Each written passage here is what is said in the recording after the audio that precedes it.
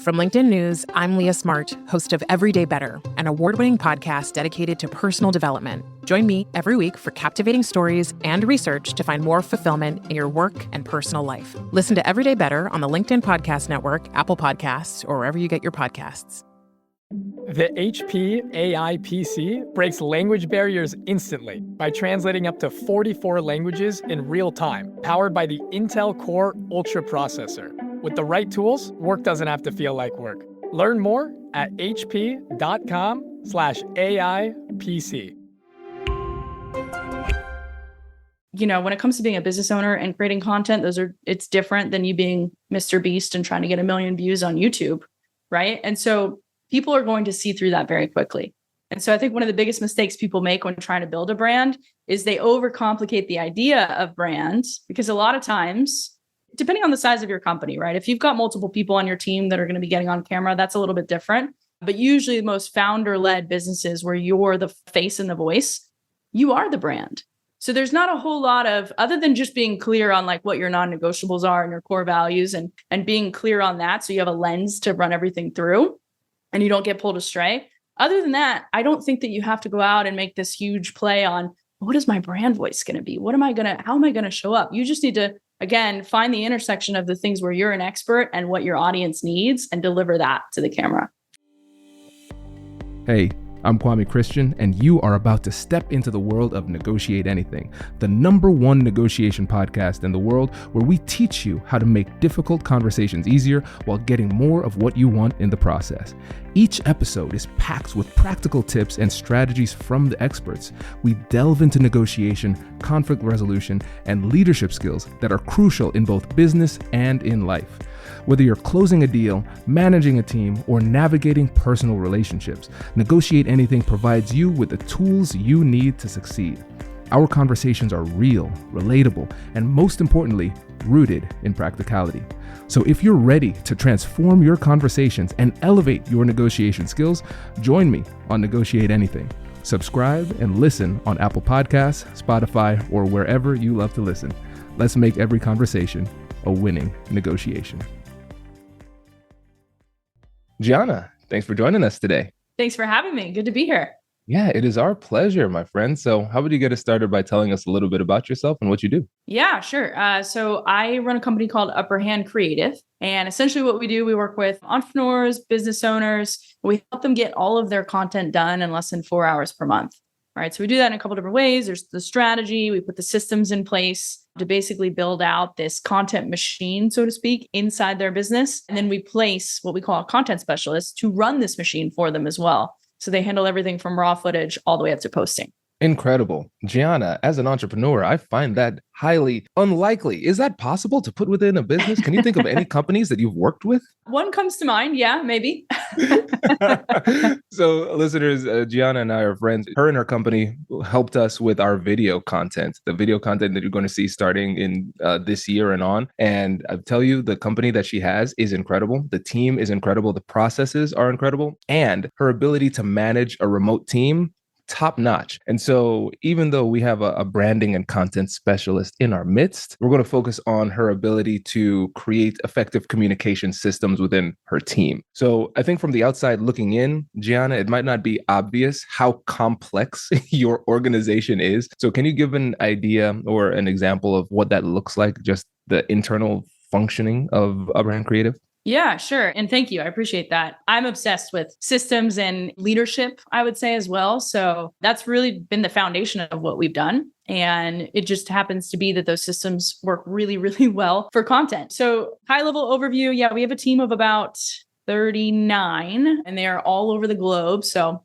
I'm based in Florida. We have one other team member in Florida. And then everyone from there is, everything from the Philippines to Eastern Europe to South America to Canada. Right. So now we have one in the UK as well. So it's a lot of different time zones, a lot of different cultures and personalities, and a lot of remote communication with Slack and Zoom and all the different things. Yeah, it's pretty complex and it can be overwhelming, I'm sure. But I want to focus in on those two terms that you said, systems and leadership, because it's kind of like the book Atomic Habits. They say you don't rise to the level of your goals, but you fall to the weakness of your systems, right? So these communications approaches that you have, they don't happen by accident. They're systematized. And then it takes a strong leader to put it in place and then have people kind of follow and get in line with the systems that you're putting in place. So can you tell us about what it took to start to put the puzzle pieces together to have a functioning communication system? Yeah. And I think I can't really do this justice without giving kind of the context of where this came from. I think we all have people in our lives that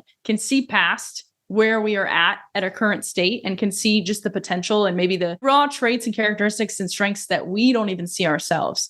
And so I was really fortunate probably about 8 years ago to find that person for me. And it came through, I was working at Orange Theory. I used to work for their corporate division, running some studios here in Florida. And before I got to that point, I had just started at Orange Theory for a free membership, to be honest. So it was just a job out of college. And that was really all I ever intended it to be. And lo and behold, 8 years there and then some, and it was much more than that. But basically, I had somebody that put me in a leadership position somewhat early on. Like on paper, it didn't make any sense. I was managing people that were 10 plus years older than me, but more than that, they had 15, 20, 30 years experience in the fitness industry. And I had just gotten certified a year before. So here I am, a quiet kid. And that's kind of part of the story with content too. I was always quiet, right? I just wanted to put my head down and do the work. And luckily somebody saw past that, put me in this position. And I found out that I actually really do enjoy and thrive off of leadership. Like I actually did if you've ever done the DISC assessment, there's actually a layer of it that's a motivator. And so my number one motivator was actually leadership. And I go, oh, okay, that makes a lot of sense. So I just got in that and I thrived. And then it just so happened, Orange Theory being one of the top franchises at the time, they were very obviously system heavy, right? They had a process for everything. They were also super reliant on people, right? But like coaches, when you go into a workout, that's what made the whole experience. And so I just got this world-class education on leadership and systems and how to manage different people. And I learned a ton about myself as well. I learned about like the way that I actually like to communicate is probably about 1%, especially of my team, right? The other 99%, it was a totally different, I had to learn to flex my communication style to them, right? Because I came in and I was like, I'm very direct and bullet points and to the point. And most people, when you're leading a team, you got to get to know them, right? And hey, how was your weekend? And what's going on? And talk to me about this. So I learned those concepts of flexing communication styles, and I learned systems. I learned curiosity as well. That was really what got me through that and kind of that imposter syndrome. And so that all just became the foundation of what we're doing at Upper Hand. And I am conscious that now as a remote team, there's probably a lot of things we could be doing better. And every day I'm asking myself, okay, how can we be, like you said, more intentional about this communication? Because I do think you have to be more intentional when it's remote. But yeah, I was very fortunate to have that to carry it over. That's incredible. So there are a couple of cool things right in here.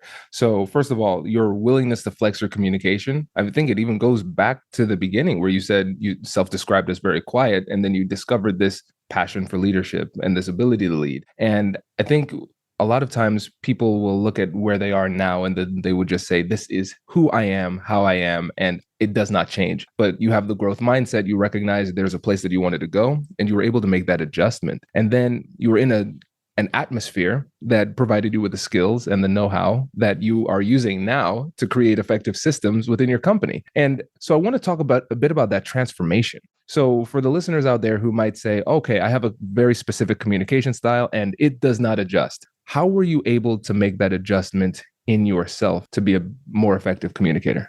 Great question. Yeah, I have to dig back a little bit on this. But, I think, and this actually plays very well into systems. To me, everything is a framework. If I have the framework and I understand, where we're starting from and the map forward, then it becomes very easy. And what it also did, back at Orange Theory, we had he was a COO at the time, and he was really the one that kind of catapulted me into this and taught me so much about business systems and leadership.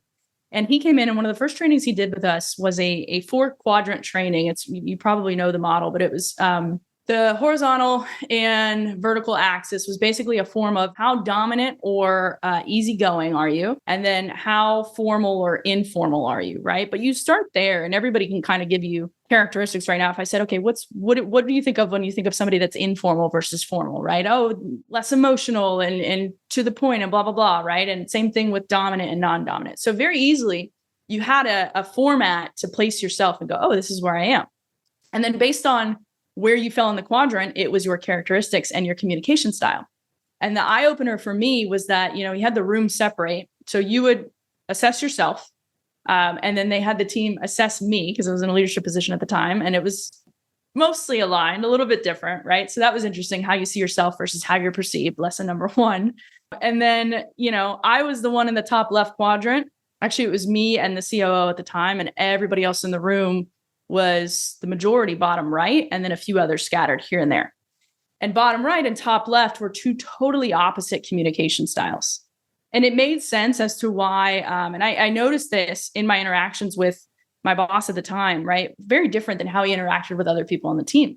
And I saw that he was flexing his style to me. So long story short, it gave our team common language, because they could be like, you're being top left right now. I need you to come down to bottom right. It was an instant like, oh, you're right. I'm sorry. So that process and their willingness to step into that as well and give feedback and be transparent about that allowed me to not just self-assess, but also have that immediate feedback loop and go, oh, you're right. When I do this, it's causing this friction because this is how you're perceiving it. So it was, practicing that for 2 years, giving the team common language with that framework, I think was everything. And then permission to call each other out on that as well.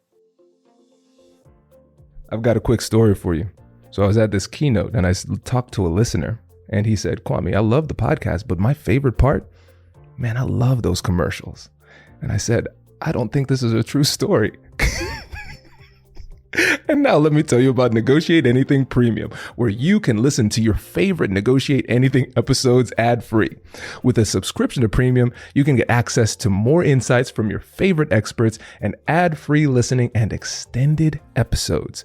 Bonus, you'll also get access to exclusive episodes and personalized advice from yours truly. If you've been looking for an easy and affordable way to level up your skills and negotiate more of the best things in life, join our premium community.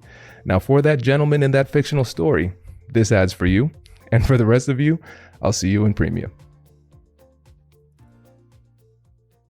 Introducing the HP AI PC, your powerful AI assistant. Easily search through personal files, gain valuable insights, and make smarter, more informed business decisions.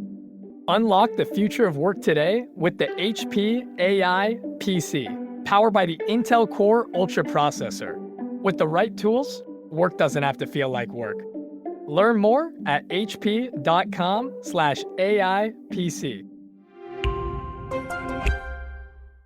That last part is really important because that's more of a culture thing. We have to have a culture where there's enough psychological safety, where we can call each other out, where it doesn't feel as though you are being singled out or judged inappropriately. If you create that candid conversation type of culture, then you can have these conversations and solve problems without people getting too offended or taking it personally. Absolutely.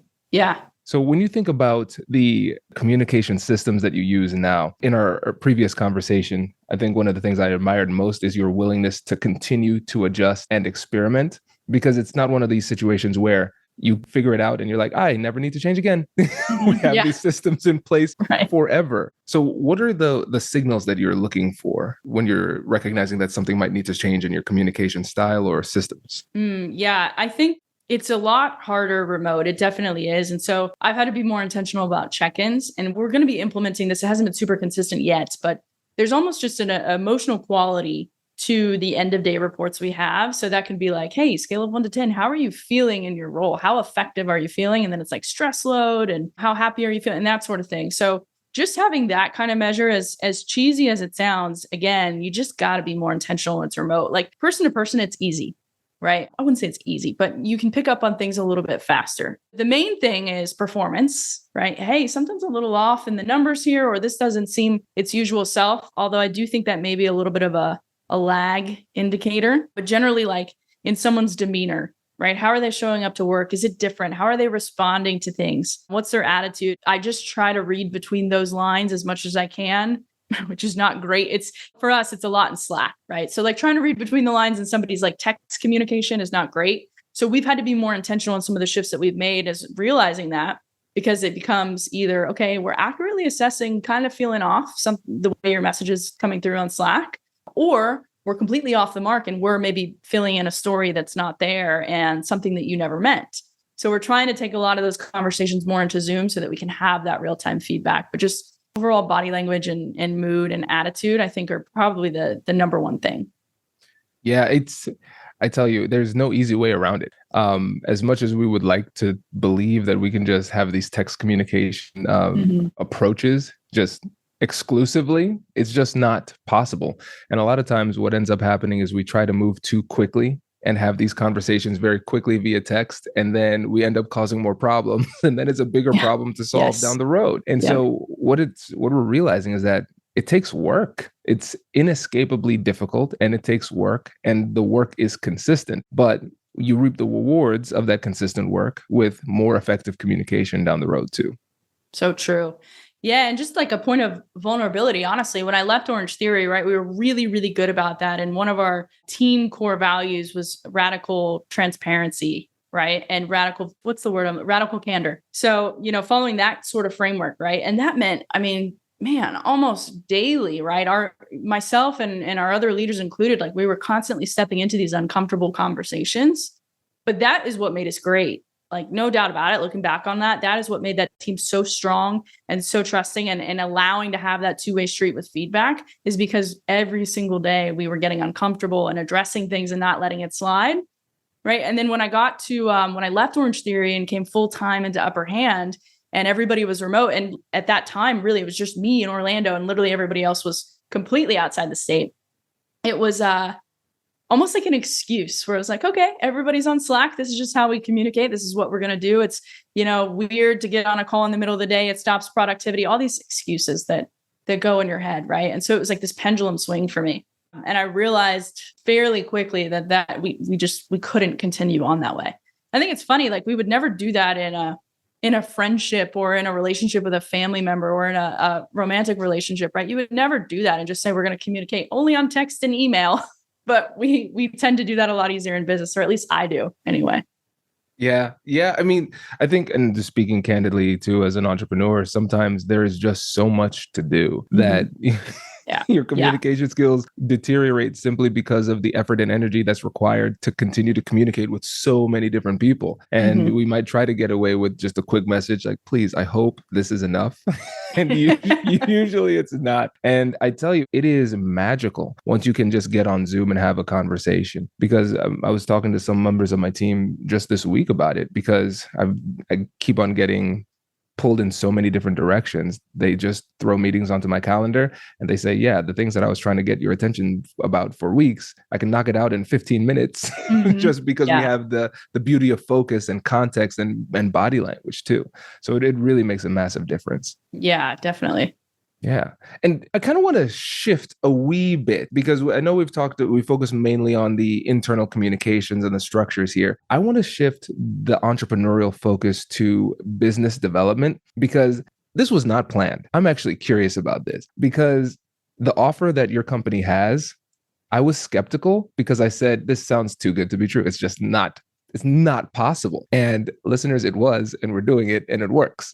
So when you run into somebody who has that, this is too good to be true kind of skepticism, how do you start to break down those barriers? Yeah. Well, I think you got to get away from instant gratification, because I think, like, again, in marketing, we try things, and in sales, we try things that we would never try in a normal relationship. And when you think about somebody that has like a deep-seated belief on something, they're not going to change it overnight. And if I look back at how I've changed my beliefs on something substantial or something that was seemingly deeply rooted or emotional or whatever, it's been through relationship, but that comes with repeated touch points and probably stories, right? Little by little, that are eating away at that. I'm like, oh, here's a new paradigm over here. And that's how we look at what we do with content. So in a short answer, it's content. So anything that's coming up in terms of limiting beliefs, objections, anything around that, we're just trying to go create really good content on that and then push people to that, right? And if they can consume that before they get to us, before they have a conversation, A, it's a much easier conversation. B, they're going to come in and be a much better client, and we're going to be able to get better results for them. That's true. That's exactly what happened. It's so funny when you describe it this way, because you are 100% right. Because for every skeptical thought I had, there was a video that addressed it. And I'm like, okay, Giana, how do you do? Well, no, that video articulates it perfectly. Interesting. And I love this, because what you're doing is you're tying the content and branding strategy to the negotiation and sales strategy. And I think with a lot of companies, there is not a cohesive narrative that ties the two together, and they're missing out on persuasive value. I know there are a lot of entrepreneurs and just professionals in general. I think we can all benefit from a little bit of a primer on how to build a strong online brand. Can you just speak a little bit more to the strategy of building a brand and how it translates into subsequent conversations? Yeah, definitely. I think it ultimately starts with reverse engineering the person you're trying to reach. Just like I imagine, right, where you would start with a negotiation or with a conversation, or even as a leader walking into maybe an uncomfortable feedback conversation, right? You have to start with that person in mind, and it's going, okay, where are they at currently? What's the conversation that's going on their mind? What are their expectations on their side? I think a lot of it is expectation management at the end of the day, right? Because that's ultimately where the gap is. And so we always start there, right? And then once you have that and you know, okay, this is how they're describing things. These are their frustrations. These are their daily pain points, the questions they have. Going back to what we were talking about just a second ago with limiting beliefs, right? And then you go, what do I have to say about those topics? And generally speaking, you know, if you are truly an expert in what you're doing, or you whatever you're bringing to the table when it comes to your business, you can just answer those questions in a way that lets you step into that, right? So you don't have to be anything you're not. You don't have to worry about, okay, but if I do a video on this, how do I sell? How do I convince people? You just trust that if you effectively communicate, speak to their problems or their pain points now, and then give value, don't be afraid to give them things in those videos and not hold back and not keep everything behind a paywall necessarily, then that just continues on down the line, right? And it allows them to make a decision for themselves, which is ultimately what we want. Right. I loved everything that you said, but something is standing out here is that you don't need to be something that you're not. Mm-hmm. And I think there is a belief that people have that you need to kind of create this stage persona that is different from yourself. Yes. And it's really refreshing to hear somebody that has done it at your caliber while not having to sacrifice their authenticity. I think that's really powerful. Yeah. And I mean, hey, I know that can be an effective strategy, right? I forget his name, but he has a whole book on this. And I guess it was it Kobe Bryant that kind of has this alter ego, right? And there is a benefit to that, right? Sure. And it allows you to kind of step into that and into power with that. But I think, you know, when it comes to being a business owner and creating content, it's different than you being Mr. Beast and trying to get 1 million views on YouTube, right? And so people are going to see through that very quickly. And so I think one of the biggest mistakes people make when trying to build a brand is they overcomplicate the idea of brands, because a lot of times, depending on the size of your company, right? If you've got multiple people on your team that are going to be getting on camera, that's a little bit different. But usually most founder-led businesses where you're the face and the voice, you are the brand. So there's not a whole lot of, other than just being clear on like what your non-negotiables are and your core values and being clear on that, so you have a lens to run everything through and you don't get pulled astray. Other than that, I don't think that you have to go out and make this huge play on what is my brand voice going to be? How am I going to show up? You just need to, again, find the intersection of the things where you're an expert and what your audience needs and deliver that to the camera. Incredible. Giana, I could talk to you about this forever. I really appreciate you coming on the show today. Before you go, remind the listeners about your business and how they can get in touch. Yeah, absolutely. And thank you again for having me. So you can find me 2 main channels, YouTube and Instagram are probably the best ones. You can find everything we do from there as well. But again, my Instagram and YouTube would be under my name, Giana Cambria, and then Upper Hand Creative. We help you get all of your content done in less than 4 hours per month. Amazing. Giana, thank you so much for joining us. Really appreciate it.